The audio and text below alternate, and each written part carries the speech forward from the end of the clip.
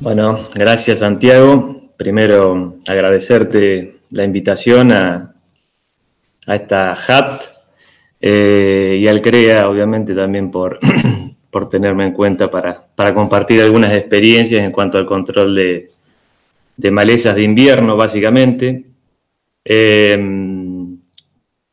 Zona núcleo, donde están ustedes, generalmente no han tenido problemas de malezas resistentes otoño-invernales.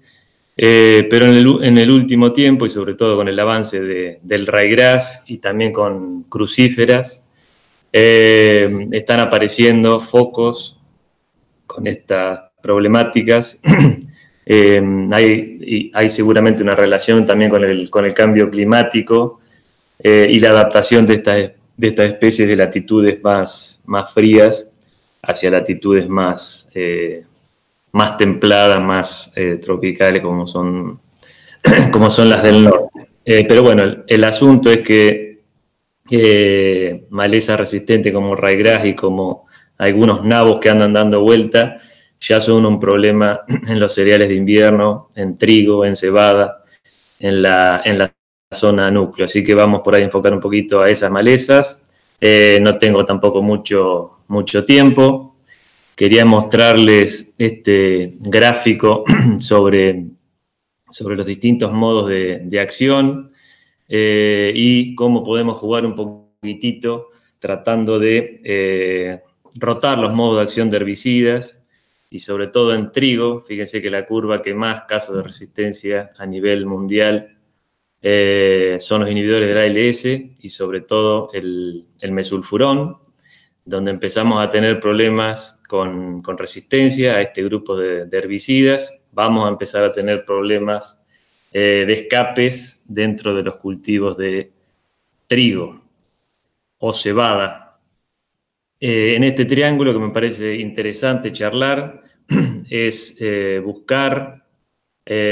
siempre buscar una buena eficacia de control de las malezas que tengamos en nuestro lote, pero también empezar a tener en cuenta el impacto ambiental que esas aplicaciones pueden generar en nuestros ambientes, en nuestros agroecosistemas. Siempre tuvimos en la cabeza, y sobre todo cuando nos paramos frente a un lote, cuando estamos monitoreando, siempre tenemos en cuenta buscar la mayor eficacia. Si utilizamos un herbicida que sea lo más eficaz posible y con un bajo costo, eso siempre también se tiene en cuenta, pero deberíamos empezar a incluir, y ya grandes empresas lo están teniendo en cuenta, es el impacto ambiental de esas aplicaciones. Y tenemos a mano mucha información, EIQ, hay otros índices, podemos usar varios. Empezar, y los asesores sobre todo, a tener en la cabeza, cuando se paran en un lote, buscar tratamientos que tengan el mejor control, pero también un impacto ambiental bajo y siempre dentro de un costo que puede ser aceptable. Quería mostrarles algo sobre coniza, que es una maleza. Es la maleza que tenemos en todo el país, de norte a sur, y es una especie otoño-invierno primaveral que nos trae problemas después en la soja principalmente o en el maíz por rebrotes en aplicaciones principalmente de salida del invierno, entrada a la primavera, donde la coniza tiene una capacidad de rebrotar por la acumulación de yemas ahí en esa raíz pivotante con aplicaciones tradicionales de glifosato más 2,4-D, por ejemplo.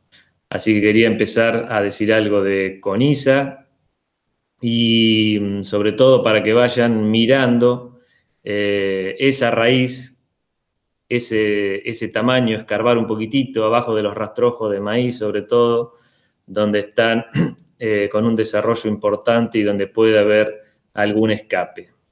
Resulta muy interesante a ese glifosato con 2,4-D, les voy a mostrar algunos ensayos. Incorporar otro hormonal que sea un poquito más potente, y ahí puede entrar el dicamba, puede entrar el clopidogrel, como para ayudar a ese 2,4-D que siempre tenemos ahí en el barbecho de invierno. Es fundamental en Coniza hacer un buen control en el invierno para llevar el lote a cero y sobre todo hacer el control de todas las emergencias que se producen en el otoño y en el inicio del invierno. Ahí hay que llevar el lote a cero y ahí tenemos gran parte de la pelea ganada sobre Coniza. Porque si no, y terminamos aplicando algunos productos como diclosulan, sobre todo, este es un ensayo de postemergencia de soja. Empezamos a aplicar herbicidas que tienen mucha residualidad, herbicidas que ya están empezando a demostrar resistencia en Coniza y nos quedamos sin herramientas para el control de esta maleza, que si bien es de maleza problemática en soja, porque dentro de los cultivos de invierno como trigo y cebada, la misma competencia de los cultivos aplacan mucho a Coniza.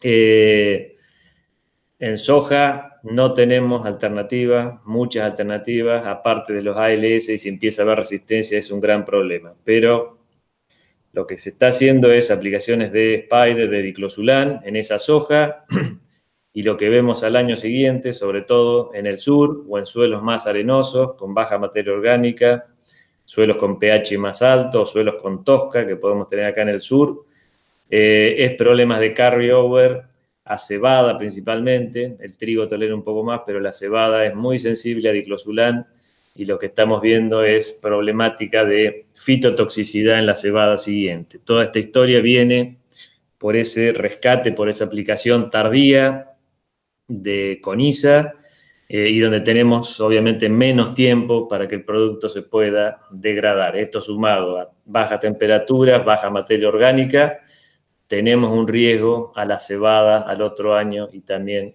a un trigo. Ahí vemos esas dos plantas. La de la izquierda es el lote que tenía ese diclosulan en enero, en postemergencia de soja, y a la derecha ven la cebada del lote alambre de por medio, sin ese diclosulan. Eso es algo a tener en cuenta ahora con la siembra de los cultivos, sobre todo, ya les repito, suelos con baja materia orgánica, el carryover de los herbicidas que vienen del año anterior. Se puede ayudar y estamos haciendo bastante ensayo para recuperar daños fitotóxicos sobre los cereales de invierno, con algunos bioestimulantes que andan dando vuelta. Me parece una línea interesante donde siempre se ve en las parcelas, en los experimentos que hacemos, vemos respuesta de manera visual. Esa respuesta no siempre se traduce en rendimiento porque sobre todo el año va a definir cómo vienen las lluvias posteriores en la primavera de ese cereal de invierno para la recuperación, pero sí estos bioestimulantes, sobre todo los que tienen complejo de hormonas, aminoácidos y micronutrientes, ayudan al metabolismo del cultivo y a desprenderse, a metabolizar de esos ALS que pueden andar dando vuelta de carryover del cultivo anterior, y sobre todo cuando aplicamos nuevamente un ALS sobre ese cultivo, ya sea el mesulfurón, acá en este caso este ensayo, fíjense, ese tratamiento que se cae en la columna, es el apilado de un Spider, de un diclosulan del año anterior, más un Husar en postemergencia de la cebada, y ahí es donde el cultivo no da abasto para metabolizar todo ese herbicida que tiene en su planta, y ahí es donde se empieza a ver la caída principalmente del rendimiento.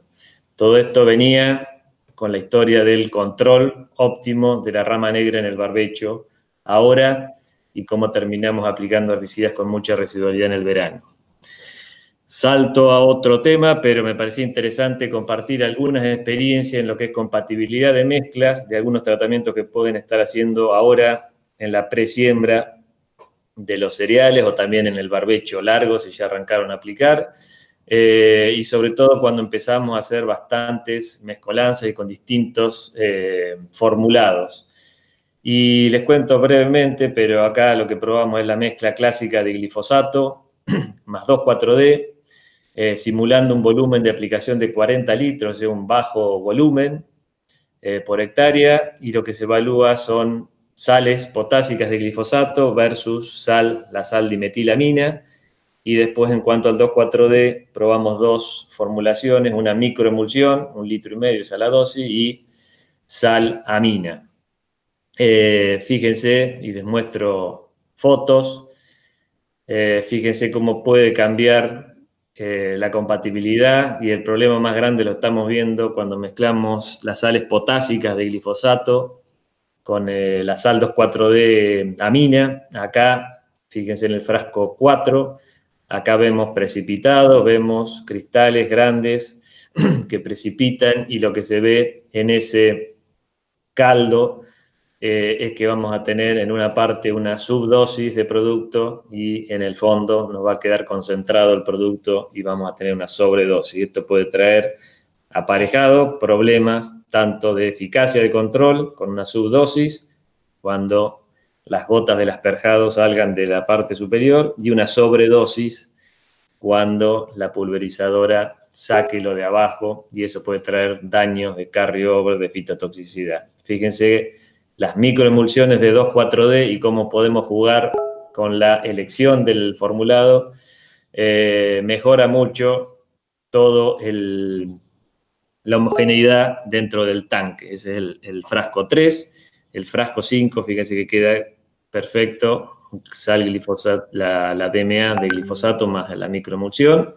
Y también, si vamos a usar 2,4-D salamina con glifosato, dimetilamina, hay una compatibilidad mucho mayor, y el frasco 6, fíjense que también queda homogéneo versus el 4, que es el que está complicado y el que está señalado como más problemático. Podemos mejorar esa compatibilidad de la mezcla aumentando el volumen de la aplicación, y esto lo sabemos.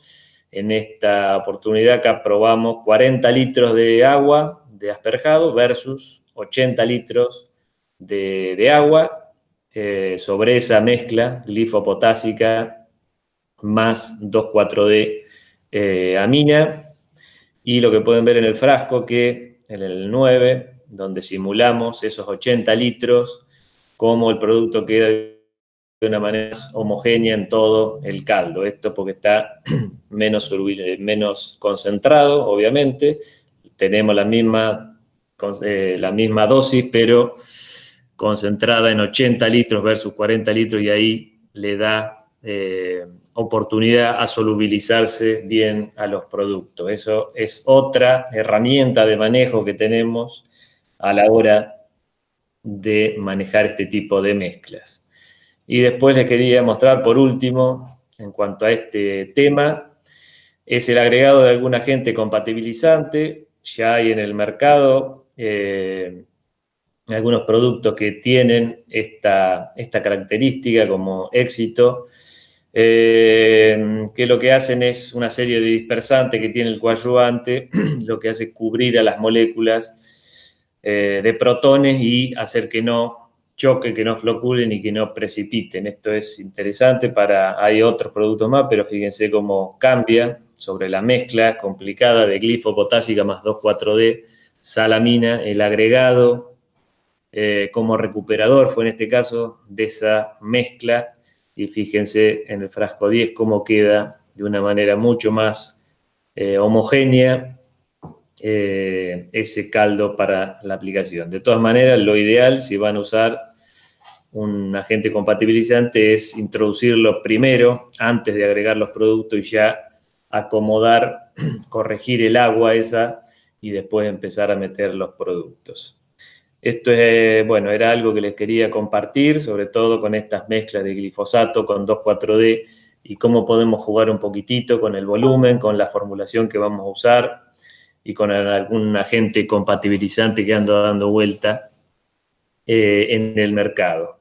Ahora ya vamos a entrar de lleno y ya metiéndonos dentro de los cultivos sobre 2 malezas, ryegrass y nabos, como para charlar un poquitito el manejo de estas especies. Ryegrass es una especie que en el sur hace muchos años que tenemos problemas de resistencia, principalmente a glifosato, pero después empezaron a aparecer biotipos con resistencia múltiple, a inhibidores de la ALS y también a los graminicidas, y a través de mecanismos de resistencias metabólicos, la mayoría, el 90% de los biotipos tiene ese tipo de mecanismo de resistencia, y se hace realmente muy difícil el manejo, el control con herbicida de esta especie. Es una especie, y como pueden ver ahí el patrón de emergencia, que los nacimientos siempre son muy importantes ahora en el otoño.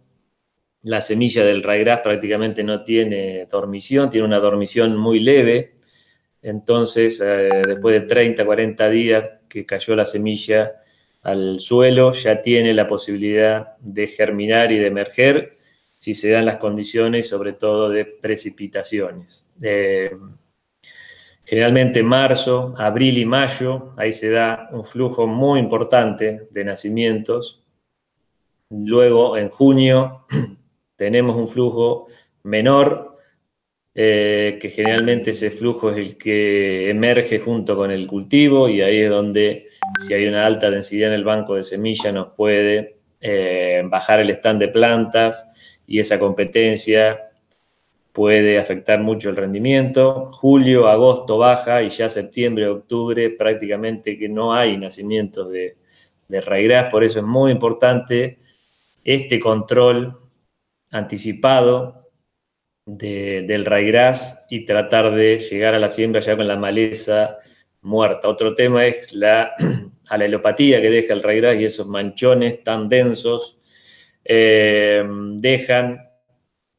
dejan señales químicas en el suelo que después los cultivos no crecen de la misma manera. Por eso el control rápido, anticipado, va a ayudar a que la implantación de los cultivos de invierno sea lo mejor posible.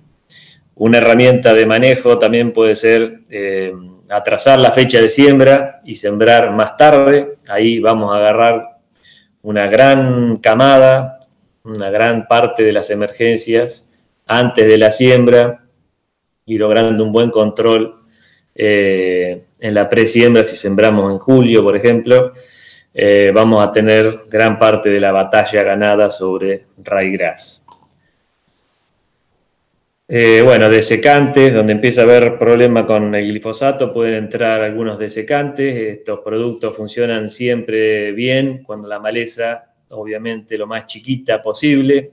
En este caso ya estaba con 1 o 2 macollos, pero lo ideal es que tenga 2 o 3 hojitas, o inicio de macollaje con un macollo. Ahí tenemos el paraquat más diurón, con una ventaja versus al paraquat versus el glufosinato de amonio, y no hay mucho más para jugar en cuanto a desecantes a la hora de llevar a cero el lote.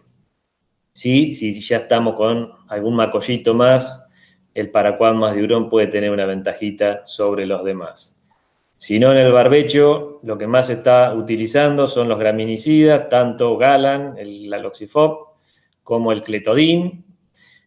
Solamente repasar un poquitito el tema de meter un coadyuvante, y sobre todo algún coadyuvante que tenga aceite metilado dentro de la formulación, que el aceite metilado es el que ayuda en la penetración al graminicida, tanto al aloxifop como al cletodin, que son los 2 graminicidas que más se están usando. Cletodin puede tener un poquito de ventaja si el ryegrass está más pasado, muy macollado, ya en estado de mata. Y sí, lo que estamos viendo es que, por un lado, el aceite metilado tiene que ir, y en la mayoría de los biotipos que tenemos, le diría que en todo lo que tenemos en el sur, el agregado de glifosato, si bien los biotipos son resistentes al glifosato o con tolerancia alta, el agregado de glifosato sigue ayudándonos al control y sigue ayudando a ese cletodin o a ese aloxifop para lograr la eficacia que queremos. Ahí el glifosato lo que da una mano muy grande es en la penetración también y en la sistemia inicial de los graminicidas, que el problema que tienen es atravesar la cera cuticular del ryegrass. Entonces el glifo ahí trabaja más como un coadyuvante que como un herbicida, pero en las parcelas siempre vemos que la mezcla de el graminicida con el glifosato funciona mejor que el graminicida solo. En este gráfico pueden ver las últimas barras, son el doble golpe, ya con un ryegrass macollado, con matas de más de 15 macollos. Eso se ve rápidamente ryegrass. Los nacimientos que se dan en febrero, marzo, en mayo, principio día de junio, suelen tener esa mata ya muy desarrollada, y muchas veces nos podemos llegar a quedar corto con el graminicida, y lo ideal sería terminar el control con un doble golpe, ya sea con paraquat o con glufosinato de amonio. Ahí funciona muy bien también el glufosinato de amonio como otra alternativa para llevar a cero y para hacer el doble golpe en ryegrass. Algo interesante que sale de algunos ensayos nuevos que estuvimos haciendo hace un par de años es consulta de qué pasa cuando mezclamos el 2,4-D con el graminicida. En la teoría siempre decíamos que el hormonal baja la eficacia del graminicida, sobre todo porque compiten en la entrada de la planta, y lo que veíamos, o lo que se veía en los libros es sobre todo un menor control, un control más lento, pero lo que hemos podido evaluar y ensayar es que cambia bastante con la formulación de 2,4-D que utilizamos en esa aplicación, y lo que hemos visto tanto como cletodin como aloxifob en este ensayo que hicimos el año pasado es que las formulaciones tipo microemulsión o 2,4-D éster etilexílico no bajaron la eficacia tanto de cletodin como de aloxifob, pero sí tuvimos una pequeña caída en cletodin y un poco más pronunciada en aloxifob, con el agregado de 2,4-D salamina o salcolina en la mezcla del graminicida. Entonces ahí tenemos también otra herramienta para jugar y para elegir el tema de la formulación del 2,4-D, si van a mezclar el graminicida con el hormonal. Esto porque estamos teniendo muchos casos, y allá seguramente también, donde está el ryegrass, pero también hay hoja ancha, y el productor generalmente quiere de una pasada controlar todo. Algo también a tener en cuenta que esa mata de ryegrass no esté muy desarrollada, porque eso también tiene que ver con el antagonismo, o sea, la dosis no va a ser la misma sobre una mata muy grande, y ahí si van a hacer una sola aplicación, subir la dosis del graminicida va a ayudar bastante. Y si no, hacer aplicaciones por separado, primero el graminicida y después siempre primero el graminicida y separado una semana, 10 días, los herbicidas latifolicidas. Eso era algo interesante. También el tema de agregar un residual a la mezcla de glifosato con cletodin. En este caso, ahí ven una foto donde está glifosato más cletodin, y a la derecha glifosato más cletodin más flumoxacin, que puede ser un herbicida también que ayude en el control inicial de ryegrass, y sobre todo el efecto de hoja ancha residual. Y en esta parcela, fíjense a la izquierda, se ven Avon y Sonchus, dos malezas resistentes a inhibidores de ALS, y con el PPO flumoxacin aplicado en el invierno, lo que vemos la parcela que tuvo control residual sobre esas dos especies. O sea, flumoxacin nos puede dar una mano también en la presiembra o en el barbecho para trigo, en el control de ryegrass, pero también en hoja ancha, y sobre todo hoja ancha que puede estar apareciendo con resistencia a ALS, donde no va a funcionar el mesulfurón o algún otro producto de esa familia. Algo interesante y que está ayudando mucho en alguna zona problemática del sur de Buenos Aires es la introducción de Yamato, el piroxasulfone. Es un herbicida relativamente nuevo en Argentina, que tiene una acción residual muy interesante sobre ryegrass, y lo estamos usando mucho en esos biotipos con resistencia múltiple que hablaba hace un ratito, donde empiezan a fallar los postemergentes de trigo. El Yamato, el piroxa, nos da una ayuda importante de manera residual. Este producto tiene solamente efecto residual sobre ryegrass, utilizándolo en la presiembra, o en este caso en un ensayo en preemergencia. Lo ideal sería mezclarlo con flumoxacin, con sumisoya, como para que los dos modos de acción actúen sobre la maleza y también muy importante para cuidar que no aparezcan, que no se desarrolle la resistencia al Yamato, meterlo con otro modo de acción en su control. Esto es algo nuevo, nunca, años atrás usábamos preemergentes para raigras en trigo, pero donde los postemergentes empiezan a fallar, sobre todo en algunas zonas, está dando una mano importante. Si no, los clásicos que usamos en postemergencia, y sobre todo ustedes más al norte, seguramente no tengan resistencia a estos productos. Está el Merit, está el Husar, está el Axial. Son 3 productos para trigo que funcionan bien en ryegrass como postemergencia. Lo ideal siempre es aplicarlos temprano.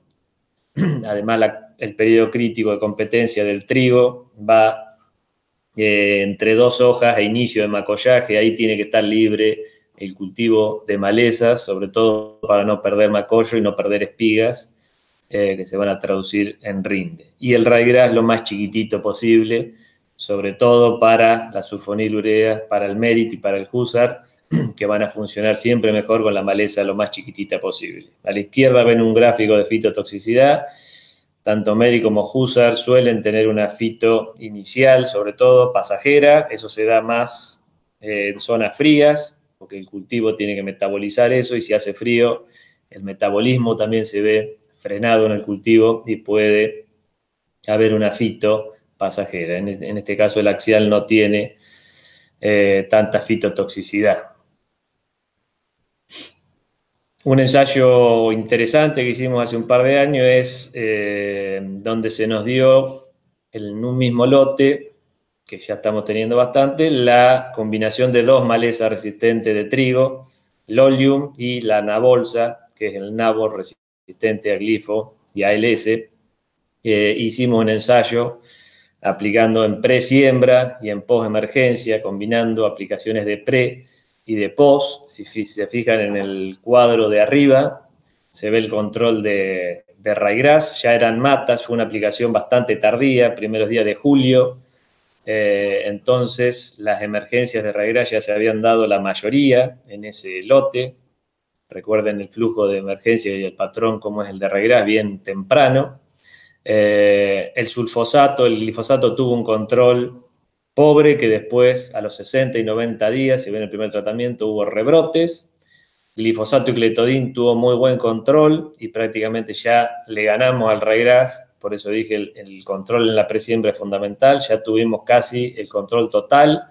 El doble golpe con cerillo fue un control absoluto. Y después, en la postemergencia, el agregado de Axial más 2,4-dibromoxinil prácticamente no ayudó, si bien sí ayudó al que tenía solamente sulfosato, no tenía cletodin, pero los controles no llegaron porque ya ese ryegrass estaba rebrotado. Y también, y eso es importante, si tienen una aplicación fallida en la presiembra y el ryegrass rebrota dentro del cultivo de trigo, cuidado que los postemergentes de trigo también van a empezar a fallar ahí, porque son plantas ya rustificadas, rebrotadas. En el cuadro de abajo ven el control de nabo. Acá sí hubo nacimientos bien metidos dentro del cultivo. Esta nabolsa tiene resistencia al glifosato, el cletodin obviamente no controla. Lo que sí ayudó a hacer un doble golpe con el cerillo. Ahí llevamos a cero el lote, y lo que se ve a los 60 y 90 días son nacimientos nuevos dentro del cultivo. Y en este caso, logrando llevar a cero el lote y después metiendo la mezcla de Axial más 2,4-D más bromoxinil, que es el último tratamiento, fíjense abajo, a la derecha fue el único que terminó con arriba de 90% de control. Así que me pareció interesante comentarlo a este ensayo. Después la presentación la van a tener si quieren repasar todo un poquito más, porque el tiempo no nos va a ayudar. Ya para terminar voy a mostrar algo sobre crucíferas resistentes. Tenemos 3 especies con problemas a nivel nacional, les diría, y les cuento cómo estamos manejando acá en el sur. Primero está la Erfeldia incana, que es el navillo o la mostacilla. Es una especie muy peludita, mucho pelo en toda la planta. y lo que se ha demostrado es resistencia a inhibidores de la ALS y también en algunos biotipos al 2,4-D. El glifosato en el sur funciona sobre esta especie todavía, no hay resistencia, sino que es ALS y 2,4-D. El Raphanus sativus, que es el nabón, una especie que se puede comportar como semiperenne, fíjense a la derecha abajo la raíz que puede desarrollar, y eso le da una capacidad también de rebrote importante, similar a lo que hablábamos hoy sobre rama negra. Y el nabón lo que tenemos es problemas y resistencia demostrada a inhibidores del ALS. El glifosato y el 2,4-D siguen ayudándonos todavía sobre nabón, aunque hay algunos biotipos también con sospechas de resistencia principalmente a 2,4-D. Y la tercera cuestión, que es la que más se ha dispersado y es la que probablemente empiece a aparecer en la zona donde están ustedes y más al norte, es la Brassica rapa, que es el nabo o la nabolsa, y nabolsa viene del nombre de colzas que se fueron asilvestrando, colzas RR que se sembraron en su momento.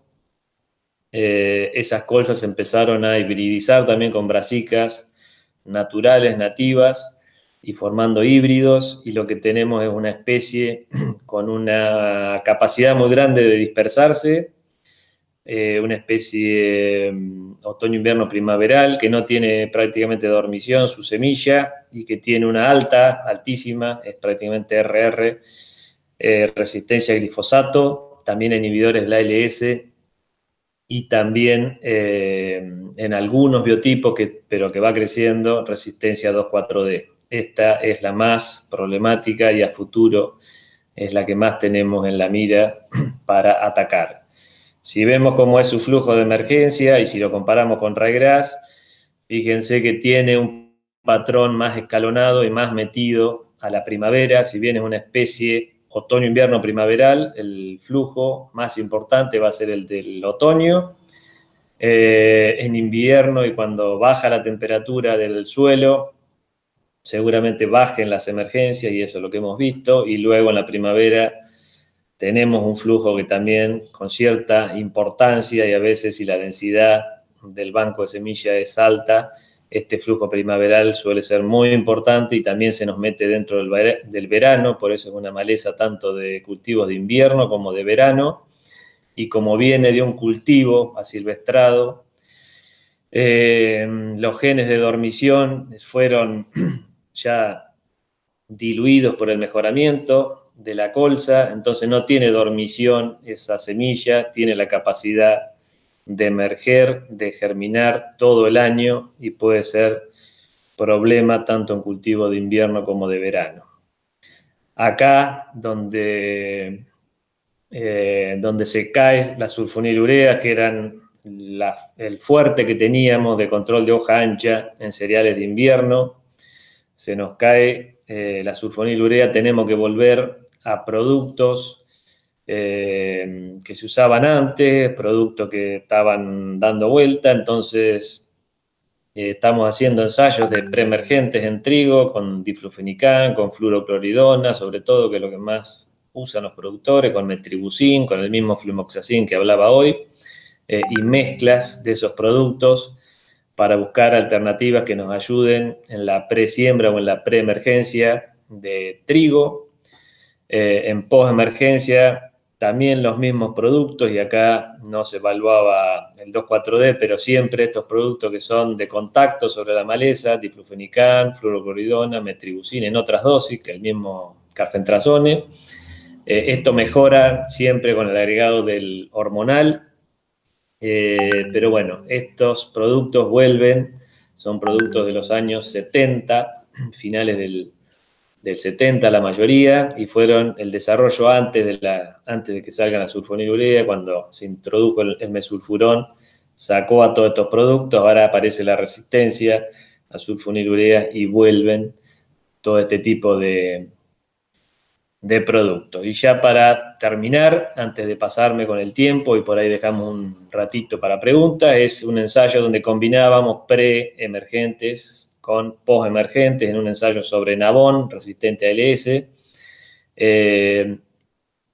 en la primera columna están los residuales y en la segunda el repaso en post-emergencia con 2,4-D o con mezclas de 2,4-D. Y lo que hemos visto que muchas veces, sobre todo lotes que tienen alta densidad, y en este caso Nabón, que tiene la semilla más grande, y esto era en labranza convencional, o sea, ahí tenemos nacimientos más tarde, eso se ve siempre en labranza convencional, que los residuales de presiembra no pueden quedar cortos y necesitamos el repaso con el post-emergencia. Eso en lote con labranza convencional o lote con mucha densidad y sobre todo de enabolsa, necesitamos hacer el pre o ir directamente con un buen post-emergente, como puede ser 2,4-D, diflufenicano, fluorocorridona o las mezclas que les mostré hoy. Pero vuelven todo este tipo de productos y sobre todo sería interesante, y con el conocimiento de los modos de acción, empezar a rotar tanto los inhibidores de la síntesis de carotenoide, como el diflufenicán, la fluorocorridona, introducir un PPO, como puede ser el flumoxacin o el carfentrazone en post-emergencia, o algún inhibidor de fotosistema 2, como puede ser el metribuzin, o como puede ser el bromoxinil, o también el ventazón. Bueno, ya estoy hablando de muchos productos y no los quiero marear, solamente agradecer. Hoy nos toca comunicarnos de esta manera, pero esto obviamente que va a pasar y ya vamos a tener la oportunidad de encontrarnos físicamente en cualquier momento. Así que no sé, Santiago, pero dejo abierto para preguntas, si quedó algo dando vuelta. Bien. ¿Me escuchás ahí? Tengo algunas preguntas que tienen que ver con las mezclas en tanque, de lo que hablaste al principio, principalmente sobre el orden de las mezclas, ¿no? Como el impacto que tiene el orden de la mezcla de los productos al momento de preparar la aplicación en el tanque. Sí, eso es muy importante. Por cuestiones de tiempo, obviamente no hablé del orden, pero es fundamental el orden y puede cambiar bastante la cosa si hacemos el orden que debería ser el correcto. Siempre el orden, bueno, primero el agua, y algo que pasa mucho en el campo es que el aplicador mete los productos rápidamente antes de tener un volumen suficiente de agua, entonces la solución no da abasto y no se produce el homogéneo y el correcto mezclado de los productos. Entonces, tener bastante agua en el tanque, más de la mitad por lo menos. Si el agua tiene dureza o algún problema de pH, meter los correctores del agua, ese sería el segundo. Si van a usar un tensioactivo, iría después del corrector. Y luego, en cuanto a las formulaciones de los productos, eso sí, tenerlo en cuenta. Siempre lo ideal sería ir introduciendo los productos que son más insolubles en el agua. Eso sobre todo son los WG, los gránulos dispersables, le cuesta un poquito más entrar en solución. Ir metiendo los WG, después los polvos solubles, después las suspensiones concentradas, después los concentrados emulsionables y por último irían los líquidos solubles, como puede ser el glifosato. Y si van a usar un aceite metilado, iría al final meter el aceite. Pero sí es muy importante tener en cuenta el orden y la cantidad de agua en el caldo. Buenísimo. Yendo a los graminicidas, una de las consultas es, tanto sea para los DIN y los FOP, el tiempo de carencia, o sea, cuánto aplicarlos hasta poder sembrar trigo. Sí, ese es un tema importante. Hicimos bastantes ensayos. Primero, lo que hemos visto es que Aloxifop puede tener un poquito más de residualidad en el suelo que Clethodim. Eso lo he visto en aplicaciones, sobre todo cuando aplicamos sobre ryegrass, y a la semana o a los 10 días vas a ver la parcela tratada y ya ves algún pelito nacido con el Clethodim de nacimiento nuevo, y con el Aloxifop tiene un efecto un poquito mayor. Entonces Aloxifop puede tener un poquito más de problema. Lo ideal es esperar unos 20 días desde aplicación hasta siembra, pero eso obviamente va a cambiar según el ambiente, tiene que caer un agua para que los productos empiecen a degradarse por la actividad microbiana, o sea que si no llueve durante 15, 20 días se puede prolongar inclusive un poquito más. Entonces, en promedio, lo que hemos visto en los ensayos es esperar unos 20 días como la situación ideal. Si vos aplicás y llueve enseguida, es muy probable que no veas nada sembrando a los 7 días. Entonces, tomaríamos después de una lluvia, aplicamos después de una lluvia unos 7 días como la situación ideal. De todas maneras, y lo que hemos visto también en ensayos, es los manchones densos de ryegrass, hay que llevarlos a cero. Acá tenemos lotes que son completos, alfombra total. Hay que hacer el control y es preferible a veces tener algo de fitotoxicidad, que la fitotoxicidad es la pérdida de alguna planta. No perdemos el lote completo, pero perder alguna planta y controlar sí esos nacimientos de ryegrass. Pero sí esperen, tengan en cuenta que tiene actividad en el suelo, tanto Clethodim como Aloxifop, y esperen por lo menos 7, 10 días. Tienen que esperar. Ustedes tienen temperaturas un poquito mayores allá, así que es probable que un poco menos de días, 7 días, 10 días esperen después de la aplicación para sembrar. Bueno, muy bien. Bueno, Ramón, hay algunas preguntas que se hicieron que les fuiste respondiendo en el transcurso de la charla. Les recuerdo a todos que las charlas después las van a poder ver de vuelta. Y bueno, la verdad que te quiero agradecer cómo has cumplido con el tiempo, el esfuerzo, también como Lucrecia, que son temas muy amplios y que dan para hablar un rato largo, pero sí está claro que nos pusiste el semáforo en amarillo semirrojo con todo esto que se viene en el sur para acá. Bueno, muchas gracias nuevamente. Y ya, como dije, nos volveremos a encontrar seguramente en alguna otra oportunidad. Bueno, gracias. Y ahora sí, dejamos todo preparado para que en la última charla Enrique nos dé su pantallazo del coronavirus y los mercados. Gracias, Ramón, de vuelta. Gracias.